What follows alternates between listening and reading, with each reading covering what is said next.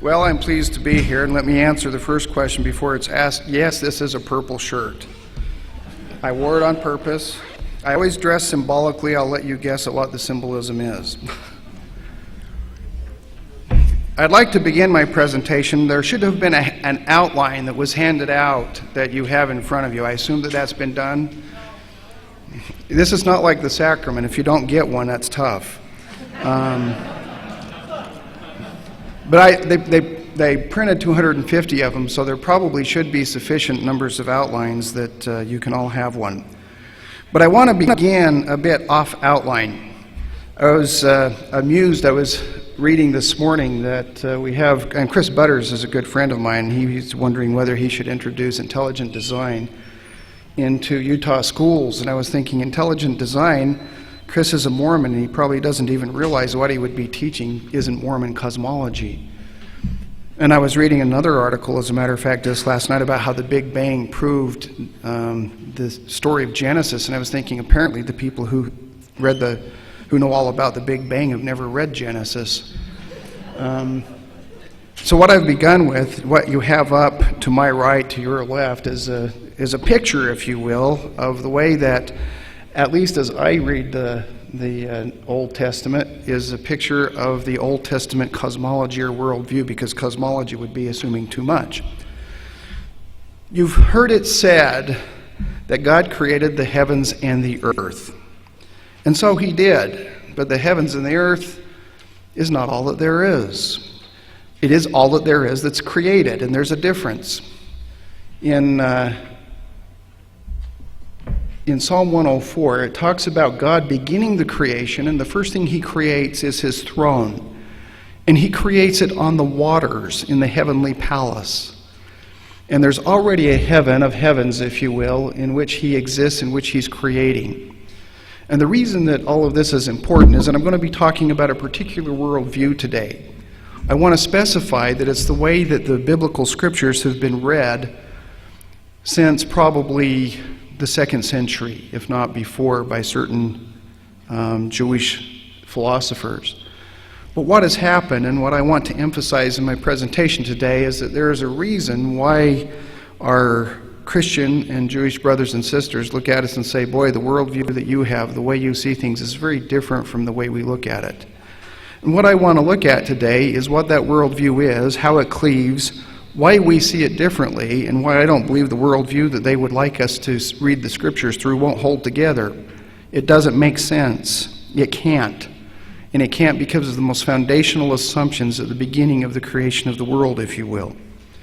So when I tell you that there was already a heaven of heavens in which God's throne resided when he began to create the heavens and the earth, I would simply, and I'm going to read a couple of statements. I love this statement. This is by John Levinson, who was a scholar at Harvard. Nowhere in the 7-day creation scheme of Genesis 1 does God create the waters. They are most likely primordial. The traditional Jewish and Christian doctrine of creatio ex nihilo, that means creation out of nothing, can be found in this chapter, and it can be found there only if one translates its first verse, in the beginning God created the heaven and the earth, and understands it to refer to some comprehensive creative act on the first day. But such a transition, subject to doubt since the Middle Ages, has fallen into disfavor among scholars. And the rest of the chapter indicates that the heaven was created on the 2nd day to restrain the celestial waters. Now here's what I want to point out. The waters are already there. God is setting about, and when he creates the heaven not by creating something, but by separating it. The very basic verb bara in Hebrew, its most basic meaning means to cut, to cleave, and God creates by cleaving in two. We're going to be talking about the way the world cleaves logically in a moment, but God creates by cleaving what's already there. And when he creates a barrier between the ocean. Now, I suspect that this is because that when the Hebrews, remember, they didn't have telescopes, and their satellites that they could launch from Cape Canaveral were few and far between. So when they looked at the heavens, they asked themselves, what's up there? And how did it get there? And when they looked up, it looked really blue. And they had noticed that water also looked blue, and they concluded there's a lot of water up there. At least I believe that's probably how they arrived at that. Anyway, so he says that the heavens are created on the second day and the earth on the third day. It is true and quite significant that the God of Israel has no myth of origin. Now, this is very significant. There is no story of the origin of the God of Israel or of the gods. No trace of theogony can be found. Theogony is the story of how God comes to be. And in all other Near Eastern societies, by the way, there are theogonies. There are stories of how the gods come to be, how they're born and created. That's not so with the biblical religion. Not a trace of theogony can be found in the Hebrew Bible. God has no nativity. But there do seem to be other divine beings in Genesis 1 to whom God proposes the creation of humanity, male and female. Let us make man in our image, after our likeness. Well, who's he talking to? When were these other divine beings created? They seem to be primordial. Whether their existence should be interpreted as a qualification upon God's mastery in Genesis is impossible to determine. But they do not dissent from the proposal to create humanity in his image and likeness. I'm not going to read the rest of it, but the bottom line, well, I will read this. From the biblical accounts of the divine assembly in session, it would appear that these sons of God, gods, played an active role and made fresh proposals to God, who nonetheless retained the final say. In short, the other gods were thought to be real and important, but also subordinate and not very individualized. The reason I begin with that is that I'm about to talk about a worldview that's very different from this way of looking at the world. This way of looking at the world is admittedly, well, different.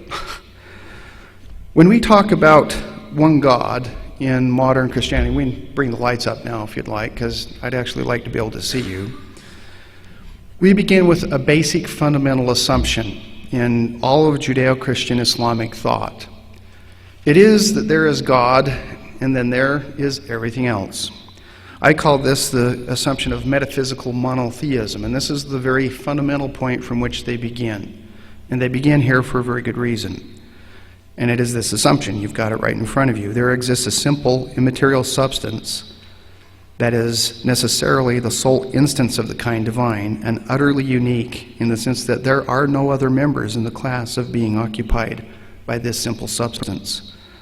Alone has ontologically necessary actuality.